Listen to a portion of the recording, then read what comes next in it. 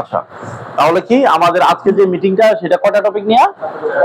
4টা টপিক নিয়ে। প্রথম অবস্থা হলো ম্যান পাওয়ার। আমরা ম্যান পাওয়ারটা কি এটাও বুঝবো, এবং এই ম্যান পাওয়ারের যে ক্লায়েন্ট তাদেরকে কিভাবে হ্যান্ডেল করবো সেটাও বুঝবো। হ্যাঁ, এবং আমরা নিজেদের মধ্যে ইন্টারনাল বিহেভিয়ারটা কি করব সেটাও বুঝবো, এবং পাসপোর্টের ক্লায়েন্ট আমরা কিভাবে হ্যান্ডেল করব, কোন কোন ইস্যুস গুলো আমরা তাদেরকে ছাড় দিব, মানে ক্লায়েন্টদেরকে ছাড় দিব, কোন কোন ইস্যুস গুলো আমরা সিরিয়াসলি ভাববো, ধরবো বা দেখাবো, সেটা আমরা আলোচনা করব। হ্যাঁ, আচ্ছা, এট ফার্স্ট আমরা যদি ম্যান পাওয়ার নিয়ে আলোচনা করি, ম্যান পাওয়ারটা কি এটা আমাদের আগে বুঝতে হবে। আলিফ বুঝছো? ম্যান পাওয়ারটা কি এটা আমাদের আগে বুঝতে হবে। ম্যান পাওয়ারের মূল নাম হলো BMET clearance. BMET clearance, BMET clearance মানে বাংলাদেশ ম্যান পাওয়ার বড় যে একটা তোমার সংস্থা আছে গভর্নমেন্টের, সেখান থেকে একটা ওয়ার্কার, মানে বাংলাদেশ থেকে একটা ওয়ার্কার ধরো সিঙ্গাপুর যাবে, কুয়েত, কাতার, যে সে যাক, সে যে যাবে সেখান থেকে গভর্নমেন্ট তাকে একটা ক্লিয়ারেন্স দিবে। এই ক্লিয়ারেন্সটা দেয় কিভাবে সেটাও তোমাদের বোঝা দরকার। প্রথম যখন ভিসাটা অন্য দেশ থেকে আসে, সেটা দালাল মারফত আসুক আর অন্য দেশের কেউ পাঠাক, ভিসাটা যখন আসে সেই ভিসাটা বাংলাদেশের ওই দেশীয় এম্বাসিতে আসে। যেমন ধরো কেউ যদি কুয়েতের ভিসা করে, তাহলে কুয়েত থেকে তাকে একটা ভিসা দেয়, সে মনে করতেছে এই ভিসাটা শুধু আমিই পাইছি, মূলত ওই ভিসাটা বাংলাদেশেও পাঠানো হয়, কারণ লোক নিবে কোন দেশ থেকে? বাংলাদেশ থেকে। তো এই লোকটা কি করে, তো এই ভিসাটা কি হয় তোমার বাংলাদেশে যে অবস্থিত আছে কুয়েতের এম্বাসি সেখানে আসে, বা তার নামে যে ভিসা ইস্যু হয়েছে সেই রেকর্ডটা আসে। এরপরে যখন তার যে ভিসাজনিত যত ধরনের কাজ আছে, এই সকল কাজ পরিপূর্ণ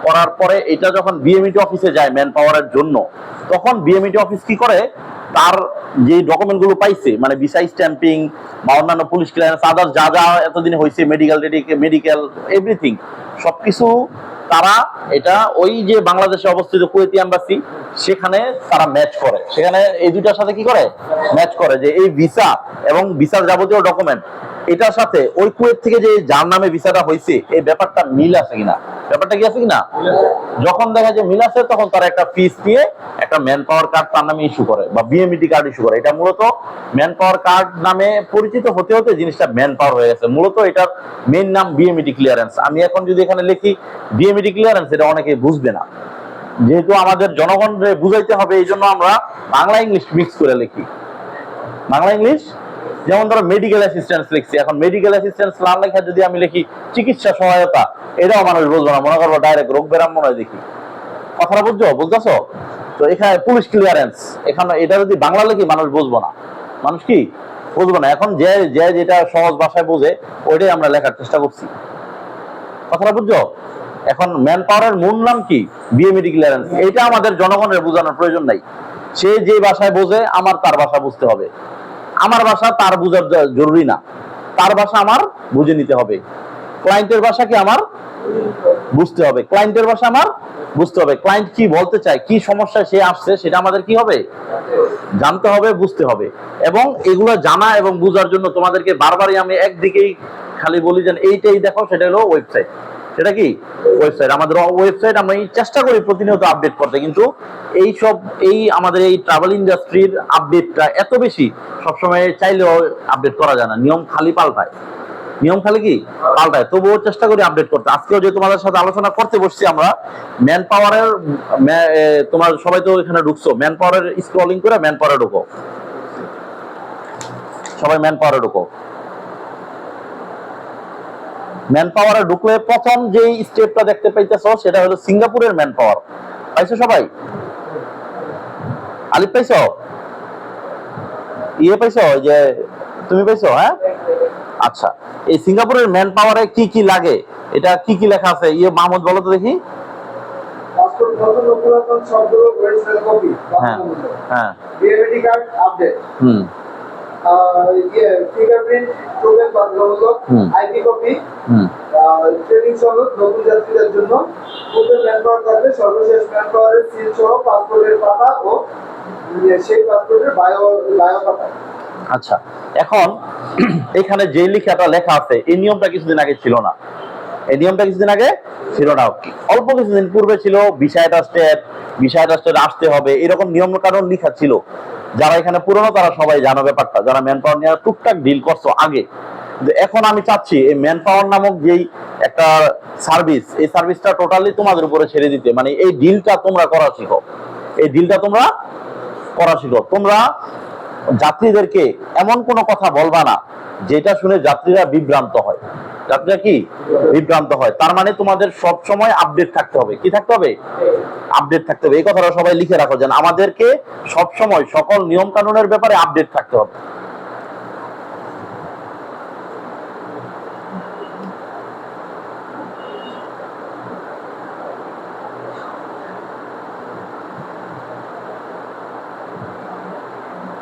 আমাদেরকে সব সময় সকল নিয়ম কানুনের ব্যাপারে আপডেট থাকতে হবে। না জেনে কোনো কথা, না বুঝে কোনো কথা বা বিভ্রান্তমূলক কোনো কথা আমরা যাত্রীদেরকে বলবো না, এবং যাত্রীদেরকে কোনো মিথ্যা আশ্বাসও দিব না। যেটা আমরা পারবো না সেটা যাত্রীদেরকে বলবো না, যা আমরা পারবো ওই পরিস্থিতি অনুযায়ী সেটাই আমরা যাত্রীদেরকে বলবো। হ্যাঁ, সবার লেখা শেষ হলে আমাকে বললো। হ্যাঁ, লেখা শেষ হয়েছে? আচ্ছা, এখন তাহলে আমাদের দাঁড়ালো কি, সিঙ্গাপুরের ম্যান পাওয়ার করার নিচে, একটু নিচে যাও সবাই, মোবাইলটা সবাই হাতে নিয়ে একবারে নিচে যাও।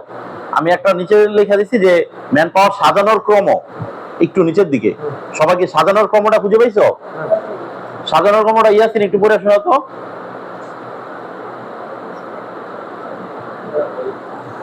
সাজানোর ক্রমটা পাইছো ইয়াসিন? বলো।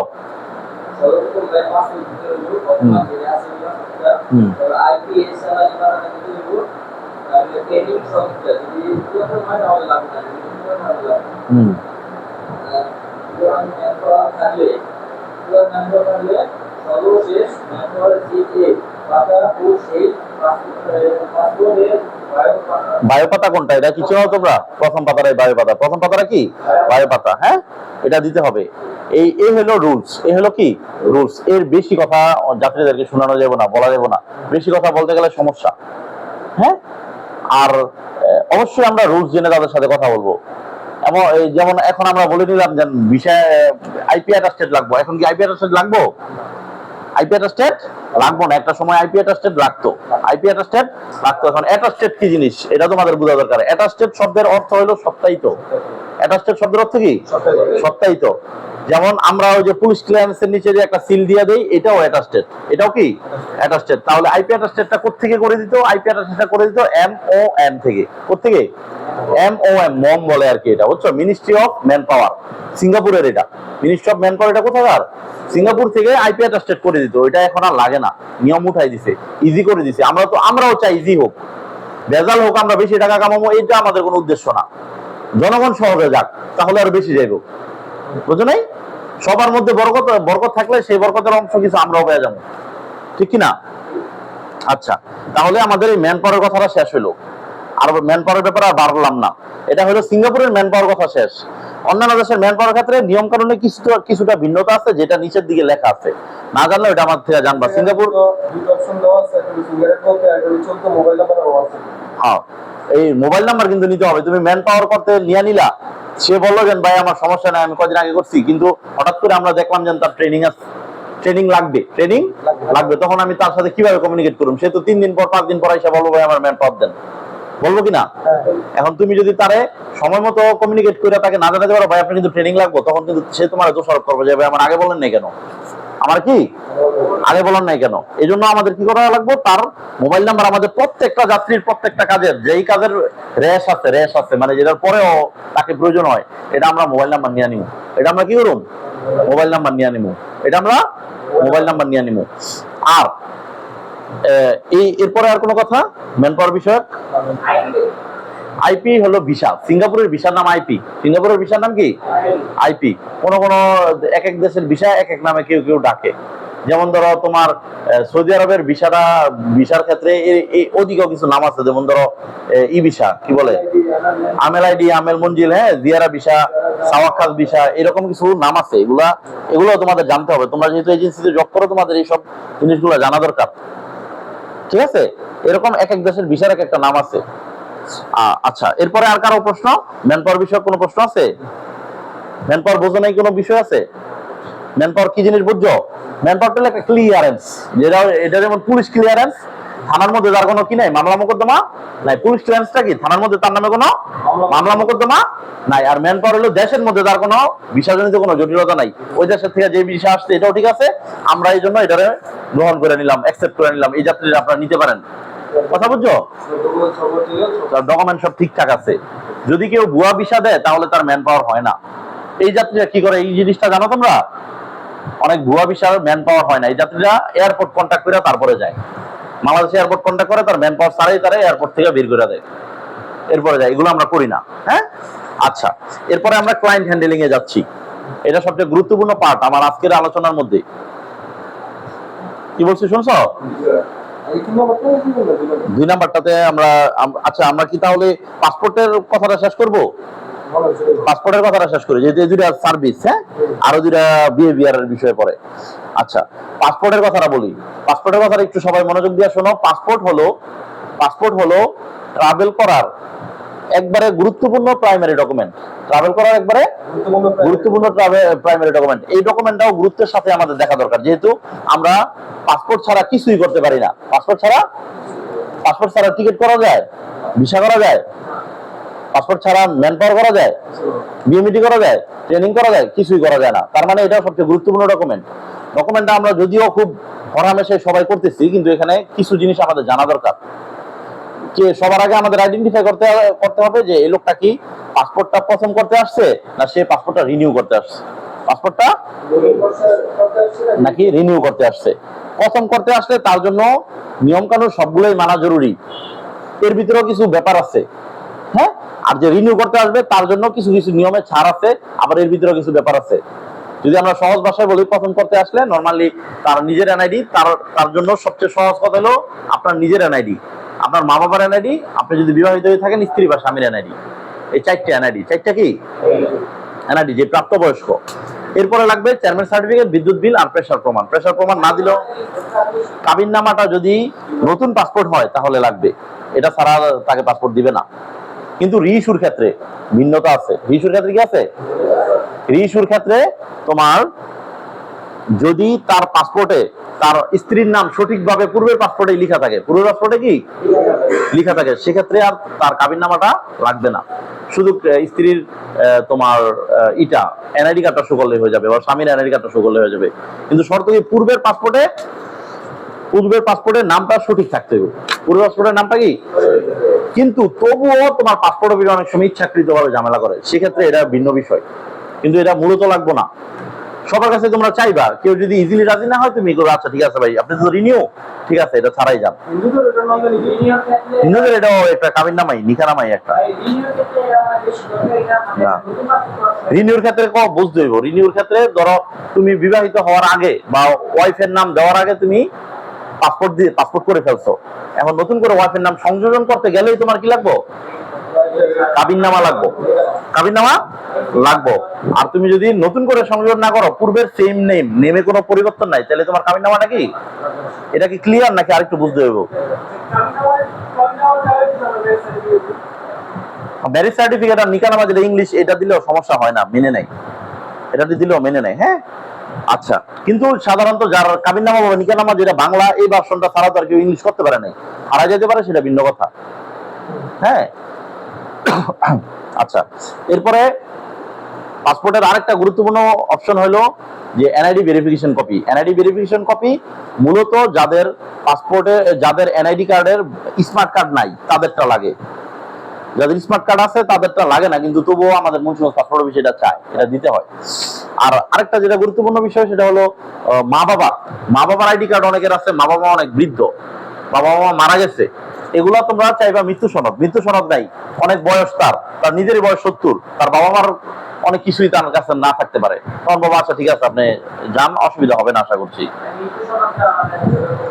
না, অনেক বয়স হয়ে গেল, ধরো 60 বছর হয়ে গেছে, তার বয়সের হিসাব।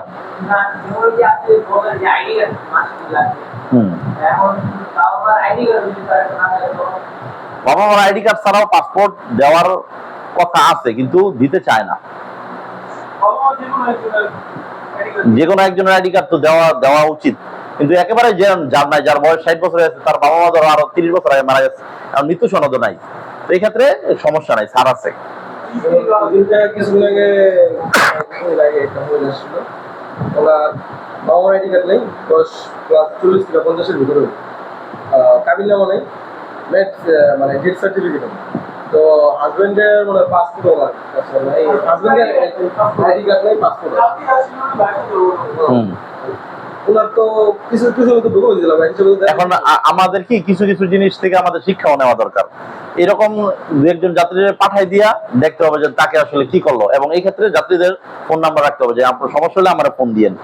ওই সময় আমাদের একটু সাপোর্ট দেওয়া লাগবে। সাপোর্ট যখন তুমি একজনের দিলা ফ্রিতে, তখন কিন্তু সে তোমার প্রতি একটা তার একটা লয়ালিটি বা একটা সফট কর্নার একটা কাজ করবে, যেটা সে আমাকে ফ্রিতে সাপোর্টটা দিছে, তখন সে নিজেও আসবে, আরো অনেককে আসার জন্য বলবে।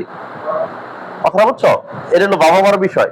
আর তোমার পাসপোর্টের যে রিইস্যু আর কি, রিনিউ বলতে শব্দ নাই, রিনিউ বলতে বুঝায় কি জানো, ওই পাসপোর্টে একটা সিল মেরে দেওয়া, তার পাসপোর্টের মেয়াদ বাড়াই দিল, এটাকে বলে রিনিউ। এটাকে বলে কি রিনিউ। আর রিইস্যু মানে এটা আগে হইতো, এটা এক সময় ছিল, ওই পাসপোর্টের মধ্যে একটা তারিখের সিল মেরে দেওয়া। এখন এই সিস্টেম টোটালি অফ। এখন যেটা আছে সেটা হলো রিইস্যু। হ্যাঁ, পুনরায় পাসপোর্টটা ইস্যু করাইতে হবে। হ্যাঁ, এটা একবার নতুন পাসপোর্ট পাবে, তার সেম টু সেম প্রতিবার ফিঙ্গার এবং ছবি তোলা লাগবে। এই ব্যাপারটা ক্লিয়ার? পাসপোর্টের ব্যাপারে আর কোনো প্রশ্ন?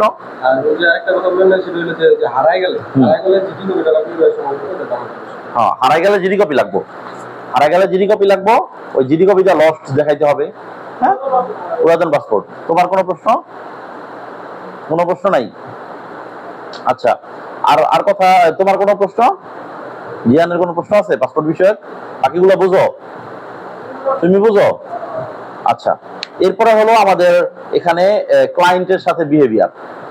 আমরা আলোচনা শর্ট করতেছি, হ্যাঁ, কারণ ভালোই রাত্র হয়েছে। ক্লায়েন্টের সাথে বিহেভিয়ার হলো, আমি ওই দিনও বলছি, ক্লায়েন্টকে তোমরা যত যত্ন করবা, ক্লায়েন্টও তোমাদের যত্ন নিবে। ক্লায়েন্ট তো তোমাদের যত্ন নিতে তোমার আইসা চা খাওয়াইবো না, তোমার এই ক্লায়েন্টের চা বিস্কিট খাওয়াইতে হইব। কিন্তু সে যত্ন নিবে কিভাবে? এই যে চা বিস্কুট খাওয়ানোর টাকাটা এটা কে দিচ্ছে? আলটিমেটলি প্রতিষ্ঠান না, এটা ক্লায়েন্টের পক্ষ থেকে প্রতিষ্ঠান তোমার দিতে আসছে। ক্লায়েন্টে যদি না রাখো, তোমার প্রতিষ্ঠান দিতে করতে গা। হ্যাঁ, অনেক সময় তো ক্লায়েন্টের অভাবে কি হয়, অনেক সময় ক্লায়েন্টের অভাবে প্রতিষ্ঠান মারা যায়, মানে প্রতিষ্ঠান ধ্বংস হয়ে যায়। এখন তার মানে কি, এই যেহেতু ক্লায়েন্টই প্রতিষ্ঠানের টাকার উৎস, আল্লাহ সব টাকার উৎস, কিন্তু আল্লাহ একটা সিস্টেম করে দিয়েছি ক্লায়েন্টের মাধ্যমে প্রতিষ্ঠানের টাকা ঢুকে, তাই না? যেহেতু তারাই উৎস, তাহলে তাদের যত্ন নেওয়া কি দরকার, কি দরকার না? এখন তারা যত্ন বোধ করে, মানে তাদের প্রতি যত্ন বোধ করে দুইটা ভাবে। এক হলো সরাসরি তারই যত্ন নিলা, আর একটা হলো পরিবেশ থেকে সে যত্ন পায়। যে দুইটা টপিক তোমার একটার সাথে আরেকটা রিলেটেড, সেটা হলো ক্লায়েন্ট হ্যান্ডলিং এবং ইন্টারনাল বিহেভিয়ার।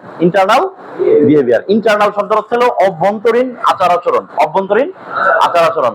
ক্লায়েন্টের সামনে ধরো এখানে একজন ক্লায়েন্ট আছে, এখন এখানে আমরা যারা জব করতেছি 1 2 3 4 5 6 7 8 আটজনের ভিতরে দুইটা পার্টে বন্ধুত্বপূর্ণ সম্পর্ক আছে, আত্মীয় স্বজনের সম্পর্ক আছে, হ্যাঁ, পরিচিতির সম্পর্ক আছে, এবং দীর্ঘদিন একই কর্মক্ষেত্রে থাকার কারণে অনেক বন্ধুত্বপূর্ণ একটা সুন্দর সম্পর্ক তৈরি হয়েছে, খুবই ভালো কথা। কিন্তু এই সম্পর্কটারে আমরা দুষ্টামির পর্যায়ে নিয়ে গেলাম। তার মাথায় একটু আমি টোকা দিলাম, হ্যাঁ, তার শরীরে আমি একটু আঁচড় দিলাম, তার একটা মানে এমন আচরণ করলাম যেটা বোঝা গেল যে আমি ভার্সিটির ক্যাম্পাসে আছি। এটা তো ভার্সিটির ক্যাম্পাস না, এটা আমাদের কর্মক্ষেত্র। এখন এই কর্মক্ষেত্র আমার জন্য তোমরা ভালো থাকবা না, ক্লায়েন্টের জন্য তোমরা ভালো থাকবা। অন্তত অনেক দুষ্টামি আমি দেখি না, কারণ একটু হাসি খুশি থাক সবাই, কথাটা বুঝছো না? কিন্তু ক্লায়েন্টের জন্য তো তোমাদের অ্যাটলিস্ট পূর্ণ ভালো থাকতে হইব, তাদের সামনে পূর্ণ প্রফেশনাল আচরণটাই করতে হইব। হাসি খুশি এক জিনিস, আর দুষ্টামির হাসি আরেক জিনিস, দুষ্টামির খোঁচা টোচা আরেক জিনিস। একটা হলো এই ছেলেটা হাসি খুশি মানুষে সবাই পছন্দ করে, কিন্তু তুমি যদি দেখা যায় যে ক্লায়েন্টের সামনে হয় ক্লায়েন্টের সাথে দুষ্টামিটা ওভার করলা, অথবা তুমি তোমার কলিগের সাথে দুষ্টামিটা করলা, দুষ্টামি মনে হচ্ছে, ওটা হাসি খুশি দুষ্টামি না। অথবা তুমি তোমার কলিগের সাথে ইন্টারনাল বিহেভিয়ারে আইসা তোমার কলিগের সাথে তুমি কি করলা, একটু জারি দিয়ে কথা বললা, তুমি তোমার হ্যান্ডেলার বা তুমি তোমার কন্ট্রোলার, আমি বলবো তুমি চাইলেই তোমার কলিগ ভুল করছে, তুমি চাইলে ওই ভুলটারে অন্তত ক্লায়েন্টের সামনে জোরে কথা না বলতে পারো। তোমার কলিগ কি করছে? ভুল করছে, এটা আমি মেনিয়ে নিলাম, ভুল করছে। এখন ভুলটা দুইজনে করলে ভুলের সংখ্যাটা কি হয়ে গেল? একটার জায়গায় হয়ে গেল কয়টা? দুইটা। একটা জায়গায় কয়টা গেল? দুইটা। তোমার কলিগ যখন ভুল করছে, অন্তত ক্লায়েন্টের সামনে তোমার তার সাথে সুন্দর আচরণের মাধ্যমে তাকে করতে হবে, মানে তাকে ওই পরিবেশটা অন্তত তোমার হ্যান্ডেল করতে হবে, কন্ট্রোল করতে হবে। কারণ তোমার কন্ট্রোল তোমার ভিতরে আছে। আমি চেতলাম না, আমি রাগলাম না, আমি জোরে কথা বললাম না, আমি কটু কথা বললাম না, আমি গালি দিলাম না, কথা বুঝছো না? এখন একসাথে থাকার মধ্যে দিনের শুরুতে, দিনের মাঝে, দিনের শেষে যে কোনো একটা সময় একজনের সাথে আরেকজনের একটা টক্কর লেগে যেতে পারে। তো ওই মুহূর্তটা অ্যাটলিস্ট ক্লায়েন্টের সামনে আমাদের নিজেকে শান্ত রাখতে হবে। ক্লায়েন্টের সামনে নিজেকে কি করতে হবে? শান্ত রাখতে হবে। এবং ক্লায়েন্ট যেটা আমাকে বলে যান, ভাই এটা আপনি ভুল করছেন, ওটা প্রথম স্বীকার করতে হবে, ভাই ঠিক আছে আমি বুঝতে পারছি আমি ভুল করছি, আসলে বিষয়টা এরকম। হ্যাঁ, ক্লায়েন্টের সাথে মাথা গরম করেও কথা বলা যাবে না, ক্লায়েন্টের সাথে মাথা গরম করেও কি কথা বলা যাবে না। ক্লায়েন্ট ধরো বসে রয়েছে ওইখানে, ওই ফ্যানটা ছাড়া নাই, আমার দায়িত্ব কি? আমার দায়িত্বটা কি? আতাউর রহমান, দায়িত্বটা কি? ফ্যান ছেড়ে দেওয়া। ক্লায়েন্ট বসে রয়েছে খুব দুপুর, আমার দায়িত্ব হলো তার সামনে এক গ্লাস পানি আগায় দেওয়া। ক্লায়েন্টের দায়িত্ব কি? যে ধরো শীতের দিন সামনে আসতেছে, যে খুব কনকনে শীত, তাকে এক কাপ চা দেওয়া, তার সাথে একটু খুশ গল্প করা, জেনারেল খুশ গল্প, যে খুশ গল্পের দ্বারা তোমার সাথে তার একটা ভালো রিলেশন হবে, সে তোমার কাছে আবার আসবে। আমি ওই দিনেও আলাপ করছি যে আমরা এখানে যে জিনিসটা হচ্ছে আমাদের গ্রামে, আমি তো এখানে 2018 সালে বা 17 সালের মাঝামাঝি ইন করছি, তো আমার একটা ভালো ক্লায়েন্ট বেস তৈরি হয়েছে এমন তাদের সাথে সুন্দর আচরণ করার দ্বারাই। এখন যেন এমন না হয় যে এই যে আমাদের এই প্রতিষ্ঠানে যারা আসলো, এই প্রতিষ্ঠানে যেই ক্লায়েন্ট গুলো ঢুকলো, এই প্রতিষ্ঠানকে যদি আমরা ফিল্ড হিসাবে গণনা করি, কি হিসাবে? ফিল্ড। আর ফাইনাল সেল করার আগে যদি আমরা গোল হিসাবে গণনা করি, গোল মানে তো লক্ষ্য, গোল শব্দ হচ্ছে কি? লক্ষ্য। ফাইনাল সেল করার আগে যদি আমরা গোল হিসাবে গণনা করি এবং প্রতিষ্ঠানটাকে আমরা ফিল্ড হিসাবে গণনা করি, এখানে যারা আসে তারা তো ম্যাক্সিমাম এবং 98% তারা কাজ করাবে, তার পকেটের টাকা তোমাকে দিবে, এই নিয়ত করেই তো আসে, নাকি আসে না? এখন আমরা বিভিন্ন ভাবে ক্লায়েন্ট হান্টিং করতেছি। যেমন ধরো আজকে আমরা 11,000 টাকা খরচ করে ফেললাম বা 12,000 টাকা খরচ করে ফেললাম তোমার বিভিন্ন অটোমেশনের পিছনে ব্র্যান্ডিং এ। ওখানে আমরা করলাম, আমাদের ব্র্যান্ডিং করলাম যে আমরা সরকারি এজেন্সি, যেহেতু মুন্সিগঞ্জে সরকারি এজেন্সি আর একটা দুইটা আছে, ঠিক আছে। তারপরে আমরা ইউটিউবে রেগুলার হওয়ার চেষ্টা করতেছি, ফেসবুকে আমরা প্রত্যেক দিন দেখবা যেন একটার পর একটা আপডেট যাচ্ছে। ফেসবুক খেয়াল করলে দেখবা যে প্রতিদিন একটা দুইটা তিনটা করে আপডেট যাচ্ছে। হ্যাঁ, আমরা এই যে যেমন ধরো ভিডিও করার জন্য এটাই করতেছি, এটা তো যদি ক্লায়েন্টই না দেখে আমার এই ভিডিওর কি লাভ আছে? লাভ আছে? আর আমার এই কষ্ট করে যে এটা কিনা, মোবাইল কিনা বা এত কিছু করা, এই জায়গায় লাইভ রেট দেওয়ার কোনো দরকার আছে? তার মানে আমাদের আলটিমেট গোলই ক্লায়েন্ট হান্টিং করা, মানে ক্লায়েন্ট শিকার করা, যাই বলো। কিন্তু আমরা তো কারোর সাথে প্রতারণা করি না। এটা তো তোমরা যারা 2-3 বছর যাবত আছো তোমরা তো বুঝতেছো। এখানে আইসা কেউ আমাদেরকে জোর গলায় বলছে ভাই আপনি আমার লগে বাটপারি করছেন? কেউ বলছে? কেউ বলে নাই। তার মানে আমরা কারোর সাথে এই পর্যন্ত প্রতারণা করি নাই।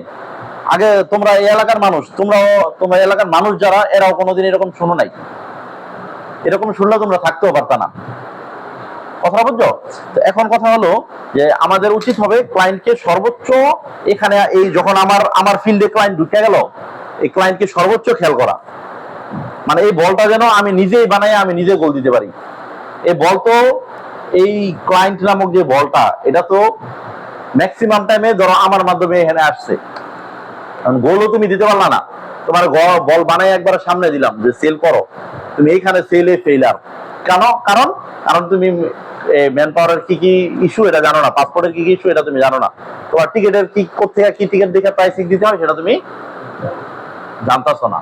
এবং আমাদের অন্যান্য যে সার্ভিস গুলো, এগুলা তুমি কোনোদিন জানার প্রয়োজন বোধ করো নাই। যে ভিসা প্রসেসিং আমরা কয়টা দেশের করি, কত টাকায় করি, একটা ভিসা প্রসেসিং এ কি লাগে, আমার তো একটা ভিসা বই বানায় দেওয়া আছে, এটা কি আমার প্রাইভেট? আমি দেখি।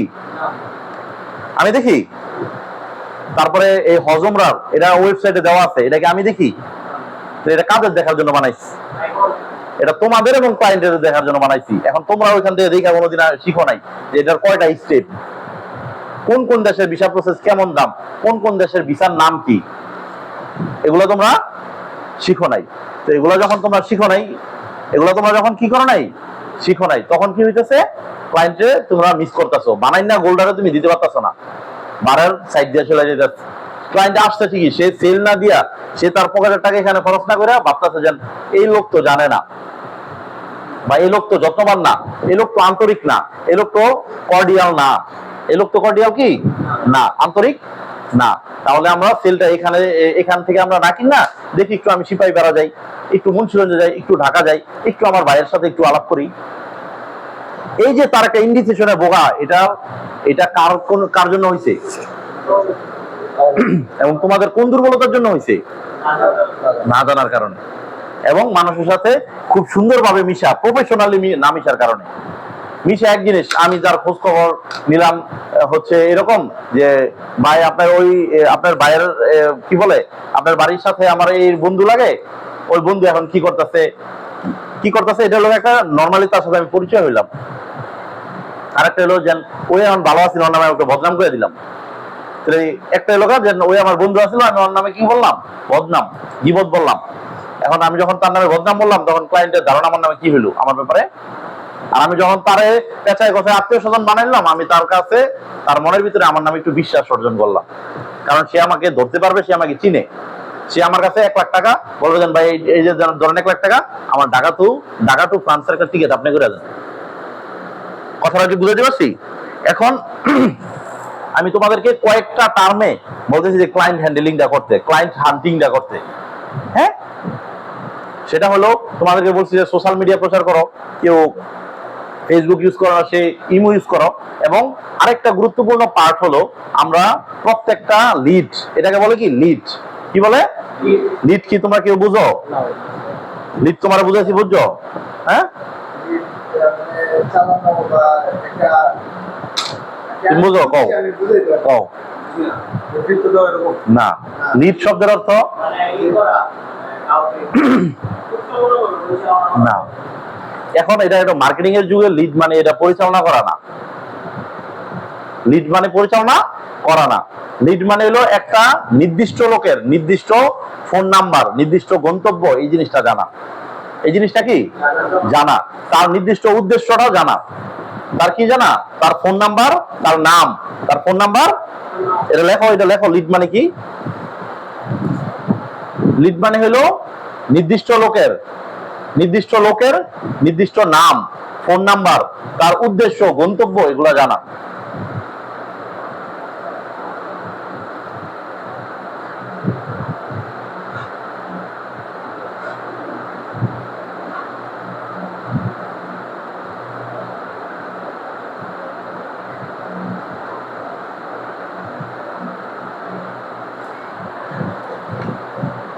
এবং তাকে পরিপূর্ণভাবে চিনা জানা, যে সে আসলে কি চায়, কি করবে, এই ব্যাপারটা বোঝা।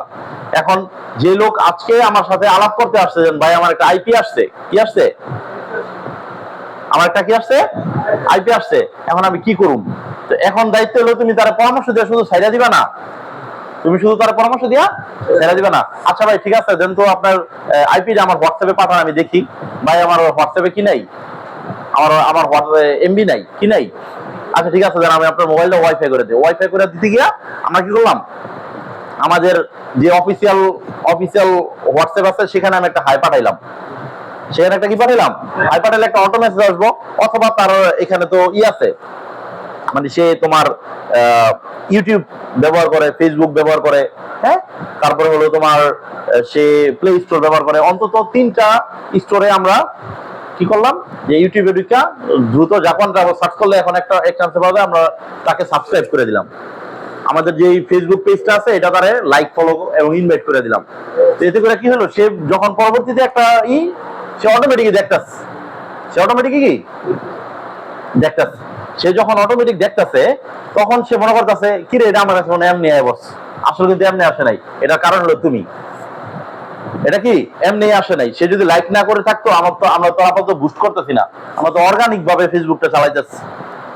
তাহলে এটা কি তোমার কারণে, তুমি যে লাইক করে দিছিলা, তুমি ওই যে ইউটিউবের চ্যানেলটা সাবস্ক্রাইব করে দিছিলে, এই জন্য সে সামনে পাইছে, সে দেখে পরিচিত হয়েছে, তোমার কাছে আবার আসছে, ও ভাই আপনারা তো ভিসা প্রসেসিং করেন, ঠিক আছে তাহলে আমার ভিসাটা প্রসেসিং করে দেন, কেমনে কেমনে করতে হবে, বুঝছো? এরপরে আমরা আবার কি করতেছি, আমি ব্যক্তিগতভাবে কি করতেছি, যত সিঙ্গাপুরের প্যাসেঞ্জার আছে আমি এই পর্যন্ত সেভ করছি। আমরা আপাতত সেভ করা আমি প্যাসেঞ্জার পাইছি 99। কত? 99 জন সিঙ্গাপুরের প্যাসেঞ্জার একটা চ্যানেল বানাইছি ইউটিউবে, তোমার হোয়াটসঅ্যাপে একটা ব্রডকাস্ট সিস্টেমের চ্যানেল বানানো যায়, ব্রডকাস্ট সিস্টেম করা যায়। ব্রডকাস্টে লিখে ওইখানে তুমি যখন 99 জন কন্টাক্টকে একসাথে করলে একটা ব্রডকাস্টে ঢুকাই দিলা, কথা বলতেছো, তখন তুমি যখন একটা মেসেজ থ্রো করবা তখন 99 জনের কাছে আলাদা আলাদা চলে যাবে, 99 জন জিনিসটা জানলো।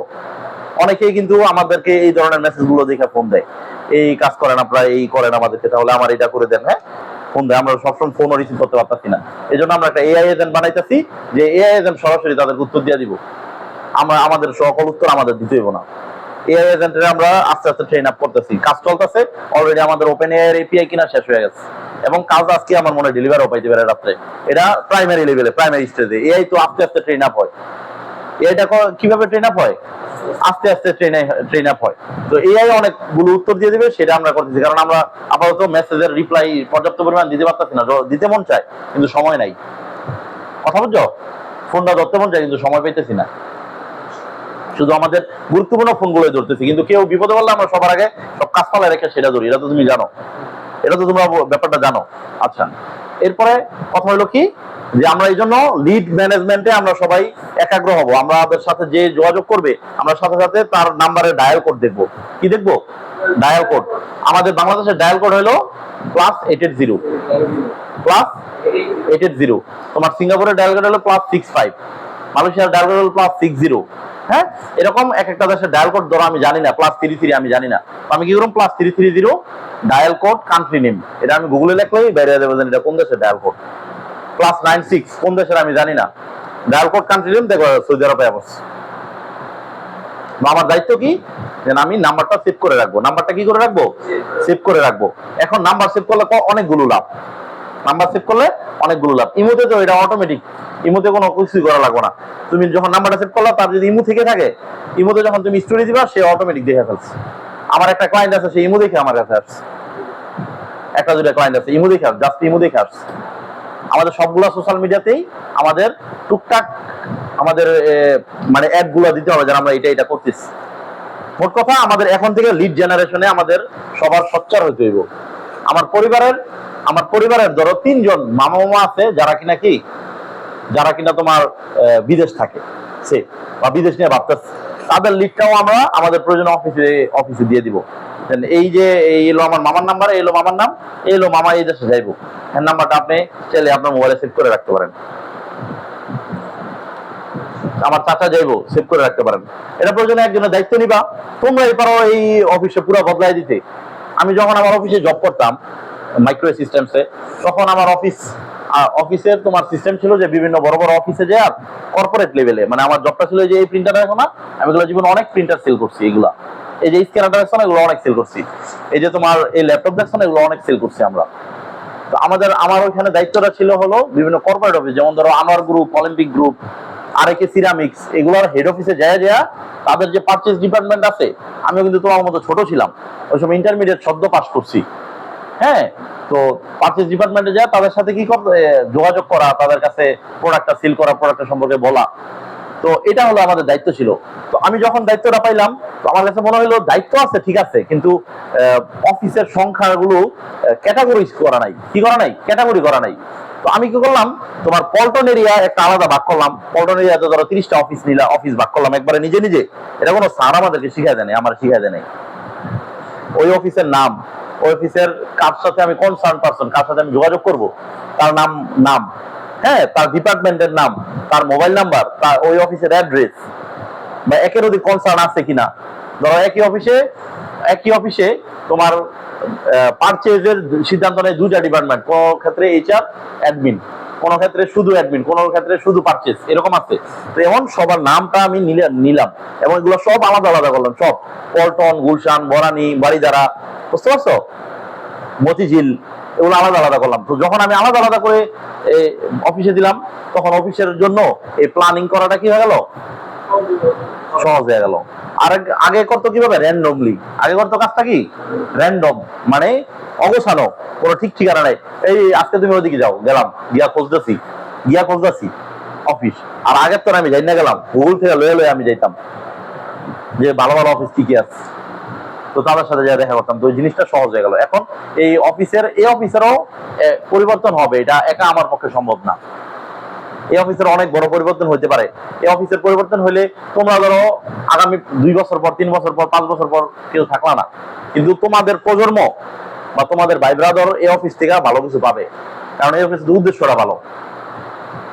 কথাটা বুঝছো, ভালো কিছু পাবে। এই জন্য আমি বলবো যে তোমরা লিড ম্যানেজমেন্ট যেটা আছে, ক্লায়েন্টের নাম্বার সঠিক, একবার নির্দিষ্ট লোকটার নাম্বার, নাম, উদ্দেশ্য, এগুলো সব সঠিকভাবে জানার চেষ্টা করবা। এবং ক্লায়েন্ট হ্যান্ডলিং এর যে বিষয়টা তোমাদের সাথে আজকে আলোচনা করলাম, যে ক্লায়েন্টের পূর্ণ যত্ন নিবা। ক্লায়েন্টে যে ভাই, একজনে বলতেছে যে ভাই আমি চা খাই না, ভাই আপনি কি ঠান্ডা খাবেন, ঠিক আছে, হ্যাঁ তুমি একটা 20 টাকা দামের কিছু আইনা দিলা। কথা বুঝছো? এবং এটা আবার ক্লায়েন্টের ভ্যালু বুঝতে হইব, যে এক ক্লায়েন্ট আছে সে শুধু আজীবন ফটোকপি করবো মুরব্বী, হ্যাঁ তোমার এটা খাওয়াই লাভ নাই। আবার লাভ আছে কিনা এটাও তোমার বুঝতে দেবো, বা লাভ না থাকলে লাভটা খোড়ায় বাইর করে আনতে হইব। খোড়া বের করবা কেন, হ্যাঁ কও।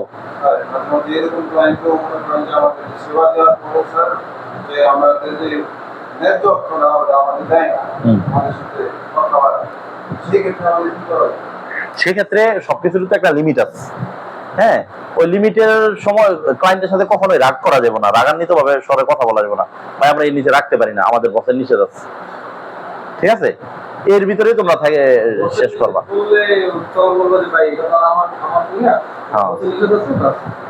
এরা আমাদের অফিসের লোক, তোমার দিয়ে দিব। সবাই এটা করবো না, তুমি দিনে একবার দেখবা এইরকম লোক, বা দিনে 2 বার দেখবা, বা সপ্তাহে 1 বার 2 বার দেখবা। এখন এগুলোর সাথেও খুব খারাপ ব্যবহার করলো তো তোমার কাছে পরবর্তীতে এটার জন্য শুধু আসতেছে না তা না, আমাদের তো মূল টার্গেট তাদেরকে আমাদের বড় বড় সেল করা, সেলটা করা বড় বড়।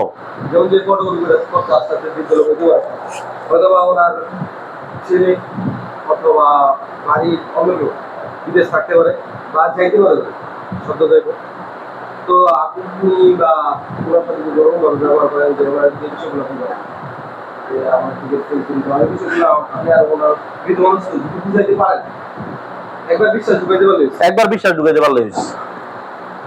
ঢুকাইতে পারলে তোমার কাছে আসবোই। উনি যখন ফটোকপি আপনি দেখতেছেন ফটোগুলোতে, কিন্তু ফটোকপিতে তখন ফটোকপি থাকে, ফটোকপিটা দেবো লাখ লাখ টাকা, এরকম আমাদের অনেক হয়েছে। যেমন ধরো আমাদের এখন একটা টার্গেট হলো এজেন্ট ধরা। কি ধরা? এজেন্ট ধরা। তোমার ক্লায়েন্ট, একজন ক্লায়েন্ট সে তোমার সেল দিব একবার, 2 বছর পর আবার সে আইসা সেল দিতে পারে, নাও দিতে পারে। যারা গ্রাম্য এজেন্ট আছে এগো কিন্তু আমাদের ধরাটা খুব জরুরি। আমাদের এজেন্ট আছে আপাতত ধরো শরীফুল ইসলাম জসিম, যে আমাদেরকে রেগুলার সেল দিতেছে। তুমি শরীফুল ইসলাম জসিম নামে কি বিল করছো? কয়বার বিল করছো? রেগুলার বিল করে দিতেছো না? তারপরে ধরো আমার একটা বন্ধু আছে আলামিন, সৌদি আরব, রেগুলার সেল দিয়ে যাচ্ছে, নতুন নতুন সেলের কথা ওর সাথে আমার আলোচনা হইতেছে, কথা বুঝছো? তারপরে ওই আসিফ হোসেন জীবন, হ্যাঁ। তো আমাদের এখন একটা উদ্দেশ্য এজেন্ট ধরা। তোমাদের চোখ কান খোলা রাখতে হইব কে বিদেশ পাঠায়। আবার কিছু কিছু হালকা বেশি বাটপার লোক আছে যারা কিনা ওই সঠিক কাজ আমরা দিব দেখে এলাকাতে ভিড়তে চায় না। ওইটা তো আমরা ওইটার থেকেও আমরা কিছু না কিছু লওয়ার চেষ্টা করবো। যেমন ভাই আচ্ছা ঠিক আছে, পুলিশ ক্লিয়ারেন্সটা আমাদেরকে দিয়েন, বিএমইডিটা আমাদেরকে দিয়ে করেন, আচ্ছা পাসপোর্টটা আমাদের দিয়ে করেন। যখন তোমার ব্যাপারে একটা বিশ্বাস অর্জন হয়ে দেবো, সেও ভালো নিয়োগ করতে পারে যে না আমি আর ক্লায়েন্টের বাটপারি করব না। কারণ এরা ট্রাভেল এজেন্সি বাটপারি করতেছে না, আমি গ্রাম্য একজন এজেন্ট কিভাবে বাটপারি করি। কথা বুঝছো? আমরাই পারি পৃথিবীটার বদলাই দিতে। কথা বুঝতে পারছো? যেমন কিছুদিন আগে আমার কাছে এক লোক আসছে, কুয়েতের ভিসা করবো, সে কারণ কোন জানি কীটনাশক ওলার কাছ থেকে আমার নাম্বার নিছে, কয়েকদিন ফোন টোন দিছে, আসছে। তো ভিসা কুয়েতের টিকিট করবো, 56,000 টাকা মোটামুটি ফাইনাল। তো সে আবার তার যে এজেন্ট আছে গ্রাম্য এজেন্ট, তো তাকে ফোন দিলে মতো গ্রাম্য এজেন্টরা একটু তো চতুর হয়। আমরা তো আগেই বলছি যে এজেন্টদেরকে আমরা দালাল বলবো না, এজেন্টই বলবো, হ্যাঁ। তো তারা একটু চতুর হয়। তো সে এজেন্ট বললো কি যে না আপনি অন্য জায়গা থেকে টিকিট করলে হবে না, আমাদের থেকে টিকিট নিতে হবে, আমরা এই টিকিটের দাম পড়বো 60,000। তো সে রাজি হয়ে গেল, বললো যে ভাই কিছু করার নাই, তাহলে আমার ওইখান থেকে ওকে ফাইন। আমি গিয়ে তারা আটকে রাখতে পারি? এখন আমি যখন এই লোকটা পাড়া দিয়া ধরো 4-5 কদম হাইটে গেছে গা, তখন আমার মাথায় আসলো যে এই লোকটা দিয়েও বিজনেসটা করা যায়। এই লোকটা দিয়েও এখন তোমরা বলো যে কি বিজনেস করা যায় এই লোকটা দিয়া? সেই কর্মসূচিটা মাথা করে আসি তার কি আজকে শুরু করা তাদের কাছ থেকে বা রিলেটিভ যারা যারা আছে তাদের কাছ থেকে হ্যাঁ, এটাও একটা পয়েন্ট। এইগুলোর দিকে অনলাইন কি করা হয় পাসপোর্ট আর ওটিকাতে আপনাদের জন্য কোনো মানে এক্সট্রা টাকা দেওয়া হবে না। আমাদের পাসপোর্টটা কিন্তু এখন একটা প্লাস পয়েন্ট হয়ে গেছে। যেমন অন্যান্য সাইডে গেলে আমরা এরকম ভাবে পাসপোর্টটা বুঝতেছি আর এরকম ভাবে দিতেছি, আমরা শুধু পাসপোর্টের জন্য প্রথমে আমরা বলে দিয়েছি যে পাসপোর্টের জন্য ভাই আমার সাথে 200 টাকা রাখবে। এটাই যখন বলে দিই তখন ওই বাকি কাজগুলা যেমন অনেকে কিন্তু পাসপোর্ট করে 8,000, 9,000, 10,000 টাকা করতেছে, এখনো করতেছে পাসপোর্ট এখনো কিন্তু 8-10 হাজার টাকা করতেছে, 12,000 টাকা মানুষ পাসপোর্ট করতেছে। সিলটা দিতেছি এভাবে বুঝে দিতেছি যে আমাদের শুধু এই টাকাটা রাখি, এই টাকাটা এই জায়গায় খরচ আছে। অনেকে বুঝতে যায় না ভাই, অনেকে বুঝতে চায় না, আপনি টাকা বেশি রাখেন। তা আমি বলি যে ভাই তা আপনার দায়িত্ব, আমি আমার দায়িত্ব আমার বুঝে দাও, আপনার দায়িত্ব বুঝে নাও। কারণ আপনার বুঝে দাও এই জায়গায় এত টাকা লাগতেছে সরকারি চার্জ, আর আমরা ভাই এতগুলো কাজ করার পরে আমরা রাখতেছি মাত্র 300 টাকা। এটা যখন বুঝতেছি তো একজনের পর মানে অনেক দূরের থেকেও পাসপোর্ট আমাদের থেকে করে যাচ্ছে। এই যে ধরো এটা যদি কেউ ভালোভাবে বুঝাই থাকে এবং তার কারণে লোকগুলো আসতে থাকে একজনের মার্কেটিং, নেটওয়ার্কিং মার্কেটিং, তাহলে তার প্রতি আমাদের অফিস তো কৃতজ্ঞ। হ্যাঁ, এখন এই ধরনের কৃতজ্ঞতা সবার প্রতি বোধ হোক, এটাই তো সবাই চাই। ওই যে আমরা বলছিলাম যে এমন যেন হয় যে আমরা এখান থেকে গেল অফিস আমাদের নাম নেই, অফিস আমাদের কি নেয় নাম নেই, কারণ এই ছেলের জন্য এই ভালো, এই দিকগুলো ভালো হয়েছিল। কথা বুঝছো? এমন যেন না হয় যে আচ্ছা এই ছেলে নাই এটাই ভালো হয়েছে, এরকমটা যেন বিরক্ত না হয়। আমি চাইলে অল্প কিছু অভ্যাস পরিবর্তন করে, অল্প কিছু মুখের কথা খরচ করে, অল্প কিছু পরিশ্রম বাড়াই দিয়েই আমি এই ধরনের নাম নেওয়ার মতো অবস্থা নিজেরে নিয়ে যেতে পারি, অবস্থানে নিজেরে নিয়ে যেতে পারি। কথাটা বুঝতে পারছি তোমাদেরকে? এখন ওই যে যেটা আমি গল্পটা বলতেছিলাম যে 56,000 টাকা সে চলে যাচ্ছিল, অনেকখানি চলে গেছে, তো আমার মাথায় বুদ্ধি আসলো যে তাকে আমার দরকার। আমি কিন্তু টার্গেট করি নাই তারে, আমি টার্গেট করছি তার এজেন্টরে। তার কারে? এজেন্টরে। তার এজেন্টের টার্গেট করে আমি তারা ফোন দিচ্ছি যে ভাই আসা, ফোন দিতেছি দেখি নিজেই আসছে। সে আগের কথাগুলোতে আমার উপরে সন্তুষ্ট, সেই বিশ্বাসে নিজে আসছে। সে কি আসছে? সে নিজে আসার পরে বললাম যে ভাই আপনার এজেন্টও তো কোনো জায়গা থেকে টিকিট কিনবো, তাহলে এক কাজ করেন এই টিকিটটা আমাদের থেকে কিনতে বলেন আপনার এজেন্টরে। আচ্ছা ভালো কথা, তাহলে বলে দেখি। এজেন্ট যখন বলে, এজেন্ট বলে যে ভাই আমি তো আপনার টিকিট করে ফেলছি, হয়ে যেতে পারে। কথাটা বুঝছো? হয়েই কি যাইতে পারে। এরপরে আমি একটা সবচেয়ে গুরুত্বপূর্ণ কথা বলতেছি, এটা সবাই লিখেও রাখবা। হ্যাঁ, হয়ে যেতে পারে। তো এই এজেন্টরে আমি বললাম ওকে ঠিক আছে, আপনি এজেন্টের সাথে কথা বলে দেন। এজেন্টের সাথে কথা বললাম যে ভাই, বলে ভাই টিকিট তো করে ফেলছি। আমি পরে তাকে দাওয়াত দিলাম যে ভাই আপনার জন্য কফি এবং মিষ্টির দাওয়াত, আপনি আমার এখানে আসবেন। কারে আসতে বললাম? এজেন্টে বললাম আপনি আমার এখানে আসবেন। এজেন্টে বললাম কি আপনি আমার এখানে আসবেন। তো আপনি আমার এখানে আসবেন, আপনার জন্য কফি এবং মিষ্টির দাওয়াত, আপনি আমার এখানে আইসা কফি মিষ্টি খাইয়ে দেবেন এবং আমার সাথে কথা বলে যাইবেন, এই কথা বললাম। এজেন্ট বলল আচ্ছা ভাই ঠিক আছে না আসতেছি। সেও খুশি হয়ে গেল এবং তারা বললাম ভাই এই কাজগুলো আমরা রেগুলার করি, কনফিডেন্টলি কথাবার্তা বলতে হইব। কথাবার্তা যেন মিনমিন্না না হয়, মিনমিন্না লোকের মায়ের ধারে কাছে মানুষ ভিড়ে না। কথা বুঝছো? যে মেনমেনায় কথা বলে এর ধারে কাছে মানুষ কি ভিড়ে কম। মনে করে যেন এই লোকের কাজ হইতেও পারে না হইতে পারে, একটা তোমার হতাশা বলো বা একটা অনিশ্চয়তা বলো তার কথার মাঝে যখন দেখতে পায় তখন মানুষ তার কাছে ভিড়ে না। যে কথাটা বলবো সবচেয়ে সিক্রেট, সেটা হলো এলাকার লোককে দিয়ে কাজ করাইতে চাইলে, এলাকার এজেন্টে দিয়ে কাজ করাইতে চাইলে তাকে সর্বপ্রথম যেটা দিতে হবে, যে জিনিসটা তাকে সবার আগে যে তাবিজটা খাওয়াইতে হবে, এটা হলো ভাই আপনার সকল তথ্য আমাদের কাছে সিক্রেট। আমাদের কাছে কি সিক্রেট? আপনি একটা ক্লায়েন্টের কাছ থেকে